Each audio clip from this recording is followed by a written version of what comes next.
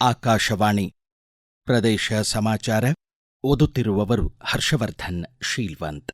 ಮುಖ್ಯಾಂಶಗಳು: 12,82,000 ಹೆಕ್ಟೇರ್ ಬೆಳೆ, ಅತಿವೃಷ್ಟಿ ಹಾಗೂ ನೆರೆಯಿಂದ ಹಾನಿ, ರಾಜ್ಯದಿಂದ ರೈತರಿಗೆ ಹೆಚ್ಚುವರಿ ಪರಿಹಾರ. ಕಲ್ಯಾಣ ಕರ್ನಾಟಕ ಭಾಗದ 7 ಜಿಲ್ಲೆಗಳಲ್ಲಿ 3P ಮಾದರಿಯಲ್ಲಿ ಕೃಷಿ ಉತ್ಪನ್ನಗಳ ಮೌಲ್ಯವರ್ಧನೆಗೆ ಕೇಂದ್ರದಿಂದ ಕ್ರಮ. ಪ್ರಧಾನಮಂತ್ರಿ ಉದ್ಯೋಗ ಸೃಜನೆ ಯೋಜನೆ, ಸ್ಟೆಪ್ ಹಾಗೂ ಬೈರ್ಯಾಕ್ ಮಾಹಿತಿ ಕಾರ್ಯಾಗಾರ. ಕೊಡಗಿನ ಬ್ರಹ್ಮಗಿರಿಯ ತಲಕಾವೇರಿಯಲ್ಲಿ ಇಂದು ತೀರ್ಥೋದ್ಭವ. ಈಗ ವಾರ್ತೆಗಳ ವಿವರ. ಮಳೆ ಹಾಗೂ ನೆರೆಯಿಂದ ಹಾನಿಗೀಡಾದ 12,82,000 ಹೆಕ್ಟೇರ್ ಕೃಷಿ ಮತ್ತು ತೋಟಗಾರಿಕೆ ಬೆಳೆಗಳಿಗೆ ಹೆಚ್ಚಿನ ಪರಿಹಾರ ನೀಡಲು ಸಚಿವ ಸಂಪುಟ ಸಭೆ ನಿರ್ಧರಿಸಿದೆ. ಮುಖ್ಯಮಂತ್ರಿ ಸಿದ್ದರಾಮಯ್ಯ ಅವರ ಅಧ್ಯಕ್ಷತೆಯಲ್ಲಿ ಬೆಂಗಳೂರಿನಲ್ಲಿ ಸಚಿವ ಸಂಪುಟ ಸಭೆ ನಡೆಯಿತು. ಬಳಿಕ ಮಾಹಿತಿ ನೀಡಿದ ಸಂಸದೀಯ ವ್ಯವಹಾರಗಳ ಖಾತೆ ಸಚಿವ ಎಚ್.ಕೆ. ಪಾಟೀಲ್, ರಾಜ್ಯ ಹಾಗೂ ರಾಷ್ಟ್ರೀಯ ಪ್ರಾಕೃತಿಕ ವಿಕೋಪ ಪರಿಹಾರ ನಿಧಿ ಅಡಿ ಮಳೆಯಾಶ್ರಿತ ಪ್ರತಿ ಹೆಕ್ಟೇರ್ ಬೆಳೆ ಹಾನಿಗೆ 17,000 ರೂಪಾಯಿ, ನೀರಾವರಿ ಪ್ರತಿ ಹೆಕ್ಟೇರ್ಗೆ 25,500 ರೂಪಾಯಿ ಹಾಗೂ ಬಹುವಾರ್ಷಿಕ ಬೆಳೆಗೆ ಪ್ರತಿ ಹೆಕ್ಟೇರ್ಗೆ ಒಟ್ಟು 31,000 ರೂಪಾಯಿ ಪರಿಹಾರ ನೀಡಲು ಸಚಿವ ಸಂಪುಟ ಅನುಮೋದಿಸಿದೆ. ಕಲಬುರಗಿ ಹಾಗೂ ಮೈಸೂರಿನಲ್ಲಿ 100 ಕೋಟಿ ರೂಪಾಯಿ ಅನುದಾನದಲ್ಲಿ ನಿಮ್ಹಾನ್ಸ್ ಮಾದರಿ ಸಂಸ್ಥೆ ಪ್ರಾರಂಭಿಸಲು ಆಡಳಿತಾತ್ಮಕ ಅನುಮೋದನೆ ಹಾಗೂ ವಿಜಯಪುರದ 100 ಹಾಸಿಗೆಗಳ ಸೂಪರ್ ಸ್ಪೆಷಾಲಿಟಿ ಜಿಲ್ಲಾ ಆಸ್ಪತ್ರೆಗೆ 54 ಕೋಟಿ 92 ಲಕ್ಷ ರೂಪಾಯಿ ವೆಚ್ಚದಲ್ಲಿ ಅಗತ್ಯ ವೈದ್ಯಕೀಯ ಉಪಕರಣ ಖರೀದಿಸಲು ಸಂಪುಟ ಒಪ್ಪಿಗೆ ನೀಡಿದೆ ಎಂದರು. ಕಲ್ಯಾಣ ಕರ್ನಾಟಕ ಭಾಗದ 7 ಜಿಲ್ಲೆಗಳಲ್ಲಿ ಕೃಷಿ ಉತ್ಪನ್ನಗಳ ಮೌಲ್ಯವರ್ಧನೆ ಹಾಗೂ ಯೋಗ್ಯ ಮಾರುಕಟ್ಟೆ ವ್ಯವಸ್ಥೆ ಕಲ್ಪಿಸಲು 3P ಮಾದರಿಯಲ್ಲಿ ಕ್ರಮ ಕೈಗೊಳ್ಳಲಾಗಿದೆ ಎಂದು ಕೇಂದ್ರ ಹಣಕಾಸು ಖಾತೆ ಸಚಿವರಾದ ನಿರ್ಮಲಾ ಸೀತಾರಾಮನ್ ತಿಳಿಸಿದ್ದಾರೆ.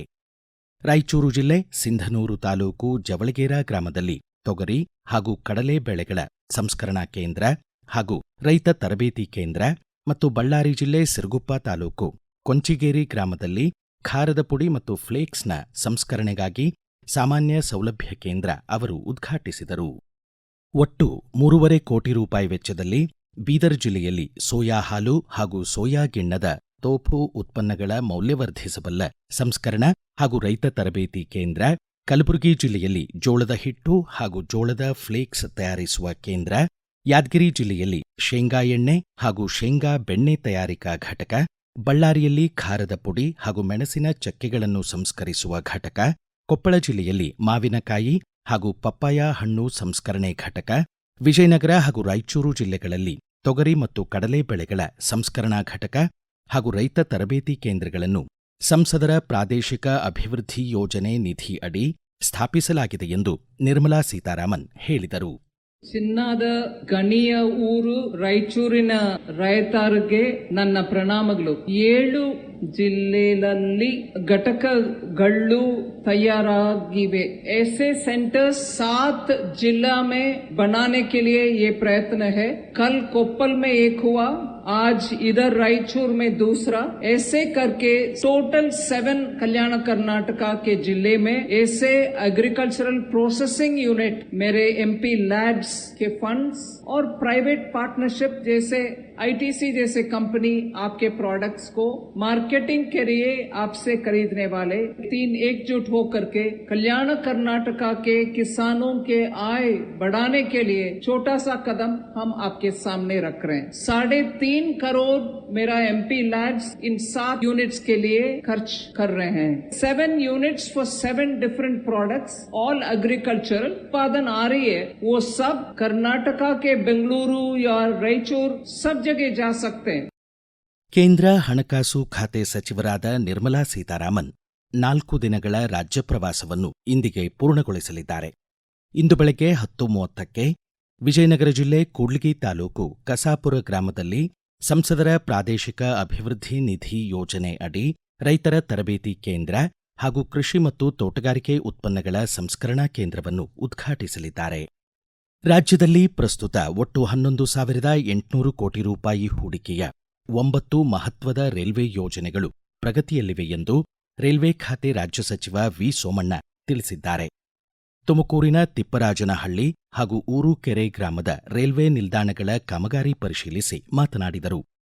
47 ಕೋಟಿ ರೂಪಾಯಿ ವೆಚ್ಚದ 31 ರೈಲ್ವೆ ಯೋಜನೆಗಳು ಹಾಗೂ ರಾಜ್ಯದಲ್ಲಿ 1600 ಕಿಲೋಮೀಟರ್ಗೂ ಉದ್ದದ ರೈಲ್ವೆ ಮಾರ್ಗ ನಿರ್ಮಾಣಗೊಂಡಿದೆ ಎಂದರು. ಈಗ ವಾಣಿಜ್ಯ ಪ್ರಕಟಣೆ, ನಂತರ ಪ್ರದೇಶ ಸಮಾಚಾರ ಮುಂದುವರಿಯುವುದು. ಕಸವನ್ನು ಮನೆಯ ಹಂತದಲ್ಲಿಯೇ ವಿಂಗಡಿಸಿ. ತರಕಾರಿ, ಹಣ್ಣಿನ ಸಿಪ್ಪೆ, ಉಳಿಕೆ ಆಹಾರವನ್ನು ಹಸಿ ಕಸಕ್ಕಾಗಿಯೇ ಇರುವ ಕಸದ ಬುಟ್ಟಿಯಲ್ಲಿ ಹಾಕಿ. ಪೇಪರ್, ಪ್ಲಾಸ್ಟಿಕ್ ಕವರ್, ಪ್ಲಾಸ್ಟಿಕ್ ಬಾಟಲಿ, ರಟ್ಟಿನ ಡಬ್ಬಗಳು, ಬಟ್ಟೆಯನ್ನು ಪ್ರತ್ಯೇಕಿಸಿ ಒಣಕಸದ ಬುಟ್ಟಿಯಲ್ಲಿ ಹಾಕಿ. ಮೆಡಿಕಲ್ ವೇಸ್ಟ್, ಗಾಜಿನ ಚೂರುಗಳು, ಸ್ಯಾನಿಟರಿ ಪ್ಯಾಡ್ಗಳನ್ನು ಪೇಪರ್ನಿಂದ ಸುತ್ತಿ ರೆಡ್ ಮಾರ್ಕ್ ಮಾಡಿ ಪೌರ ಕಾರ್ಮಿಕರಿಗೆ ನೀಡಿ. ಕಸಮುಕ್ತ ಸ್ವಚ್ಛ ಕರ್ನಾಟಕ ನಮ್ಮ ಗುರಿ. ಪ್ರಕಟಣೆ ರಾಜ್ಯ ಅಭಿಯಾನ ನಿರ್ದೇಶನಾಲಯ, ಸ್ವಚ್ಛ ಭಾರತ್ ಮಿಷನ್, ನಗರ ಯೋಜನೆ, ಕರ್ನಾಟಕ ಸರ್ಕಾರ. ಪ್ರದೇಶ ಸಮಾಚಾರ ಕೇಳುತ್ತಿದ್ದೀರಿ. ಜೈವಿಕ ತಂತ್ರಜ್ಞಾನ ಕೇವಲ ವಿಜ್ಞಾನವಲ್ಲ, ಅದು ಅನ್ವೇಷಣೆಗಾಗಿ ಕಾಯ್ದಿರುವ ವ್ಯಾಪಾರದ ಹೊಸ ಗಡಿ ಎಂಬ ಧ್ಯೇಯದೊಂದಿಗೆ ಬೆಳಗಾವಿಯ ಕೆಎಲ್ಇ ರಾಜ ಲಖಮಗೌಡ ವಿಜ್ಞಾನ ಮಹಾವಿದ್ಯಾಲಯದಲ್ಲಿ ಪಿಎಂಇಜಿಪಿ ಹಾಗೂ ಎಂಎಸ್ಎಂಇ ಸ್ಟಾರ್ಟ್ಅಪ್ ಇನಿಷಿಯೇಟಿವ್ ಕಾರ್ಯಾಗಾರ ಜರುಗಿತು. ಬೆಂಗಳೂರಿನ ಡೆಕ್ಟ್ರೋಸ್ ಟೆಕ್ನಾಲಜೀಸ್ ಪ್ರೈವೇಟ್ ಲಿಮಿಟೆಡ್ ವ್ಯವಸ್ಥಾಪಕ ನಿರ್ದೇಶಕ ಜಿ ಅರವಿಂದ್ ಕಾರ್ಯಾಗಾರ ಉದ್ಘಾಟಿಸಿ ಪ್ರಧಾನಮಂತ್ರಿಗಳ ಉದ್ಯೋಗ ಸೃಜನೆ ಯೋಜನೆ ಅಡಿ ಸ್ಟೆಪ್ ಹಾಗೂ ಬೈರ್ಯಾಕ್ ಯೋಜನೆಗಳ ಕುರಿತು ಇನ್ಕ್ಯುಬೇಷನ್ ಕೇಂದ್ರಗಳ ಮೂಲಕ ಯುವ ಜನತೆಗಾಗಿ ಉದ್ಯೋಗ ಸೃಷ್ಟಿಸುವ ಸಾಧ್ಯತೆಗಳ ಬಗ್ಗೆ ಮಾಹಿತಿ ನೀಡಿದರು. ಪಶ್ಚಿಮ ಘಟ್ಟದ ತಪ್ಪಲಿನ ಮಡಿಕೇರಿ ಜಿಲ್ಲೆಯ ಕಾವೇರಿ ಉಗಮಸ್ಥಾನ ಬ್ರಹ್ಮಗಿರಿ ತಪ್ಪಲಿನ ತಲಕಾವೇರಿಯಲ್ಲಿ ಇಂದು ಮಧ್ಯಾಹ್ನ 1:44 ಮಕರ ಲಗ್ನದ ಶುಭ ಮುಹೂರ್ತದಲ್ಲಿ ತೀರ್ಥೋದ್ಭವವಾಗಲಿದೆ. ಕಾವೇರಿ ಮತ್ತು ಭಗಂಡ ಕ್ಷೇತ್ರದಲ್ಲಿ ಸ್ವಚ್ಛತಾ ಕಾರ್ಯಗಳು ಹಾಗೂ ಅಂತಿಮ ಸಿದ್ಧತೆಗಳು ಪೂರ್ಣಗೊಂಡಿವೆ. ಜಿಲ್ಲಾಧಿಕಾರಿ ವೆಂಕಟರಾಜ ಮಾಹಿತಿ ನೀಡಿ, ಭಕ್ತಾದಿಗಳ ಅನುಕೂಲಕ್ಕಾಗಿ ಕೆಎಸ್ಆರ್ಟಿಸಿ ಉಚಿತ 25 ಬಸ್ಗಳನ್ನು ವ್ಯವಸ್ಥೆ ಮಾಡಿದೆ, ಸೂಕ್ತ ಪೊಲೀಸ್ ಬಂದೋಬಸ್ತ್ ಕೈಗೊಳ್ಳಲಾಗಿದೆ ಎಂದರು. ಕೇಂದ್ರ ಸರಕು ಮತ್ತು ಸೇವಾ ತೆರಿಗೆ 56ನೇ ಸಭೆ ಶಿಫಾರಸ್ಸಿನಂತೆ 2ನೇ ಆವೃತ್ತಿಯ ಪರಿಷ್ಕರಣೆ ಬಳಿಕ ಕೃಷಿ ಯಂತ್ರೋಪಕರಣಗಳ ಮೇಲೆ ವಿಧಿಸಲಾಗಿದ್ದ 12% ಹಾಗೂ 18% ಜಿಎಸ್ಟಿ ಕರ 5% ಇಳಿಕೆಯಾಗಿದೆ.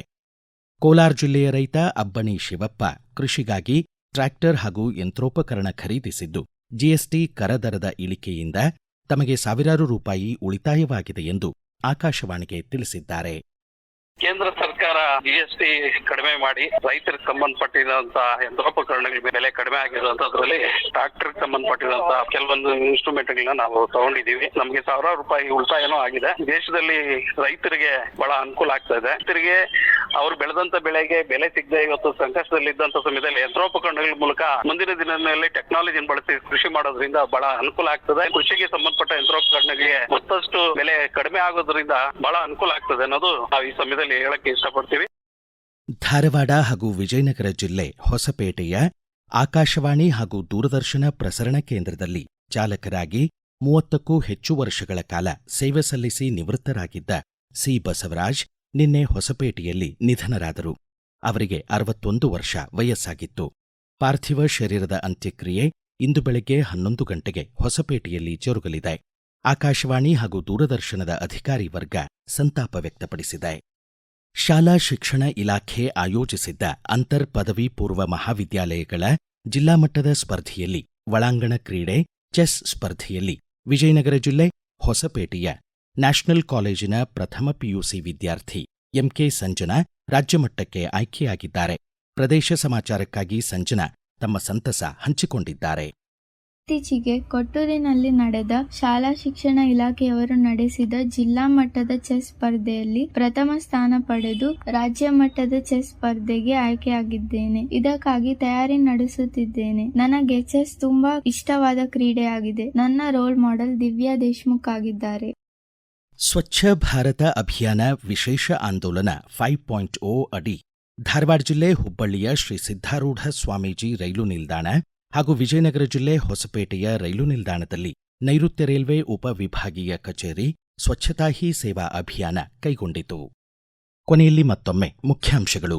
12,82,000 ಹೆಕ್ಟೇರ್ ಬೆಳೆ, ಅತಿವೃಷ್ಟಿ ಹಾಗೂ ನೆರೆಯಿಂದ ಹಾನಿ, ರಾಜ್ಯದಿಂದ ರೈತರಿಗೆ ಹೆಚ್ಚುವರಿ ಪರಿಹಾರ. ಕಲ್ಯಾಣ ಕರ್ನಾಟಕ ಭಾಗದ 7 ಜಿಲ್ಲೆಗಳಲ್ಲಿ 3P ಮಾದರಿಯಲ್ಲಿ ಕೃಷಿ ಉತ್ಪನ್ನಗಳ ಮೌಲ್ಯವರ್ಧನೆಗೆ ಕೇಂದ್ರದಿಂದ ಕ್ರಮ. ಪ್ರಧಾನಮಂತ್ರಿ ಉದ್ಯೋಗ ಸೃಜನೆ ಯೋಜನೆ ಸ್ಟೆಪ್ ಹಾಗೂ ಬೈರ್ಯಾಕ್ ಮಾಹಿತಿ ಕಾರ್ಯಾಗಾರ. ಕೊಡಗಿನ ಬ್ರಹ್ಮಗಿರಿಯ ತಲಕಾವೇರಿಯಲ್ಲಿ ಇಂದು ತೀರ್ಥೋದ್ಭವ. ಇಲ್ಲಿಗೆ ಪ್ರದೇಶ ಸಮಾಚಾರ ಮುಕ್ತಾಯವಾಯಿತು. ನಮ್ಮ ಮುಂದಿನ ರಾಷ್ಟ್ರೀಯ ವಾರ್ತಾ ಪ್ರಸಾರ ಈ ಬೆಳಿಗ್ಗೆ 7:35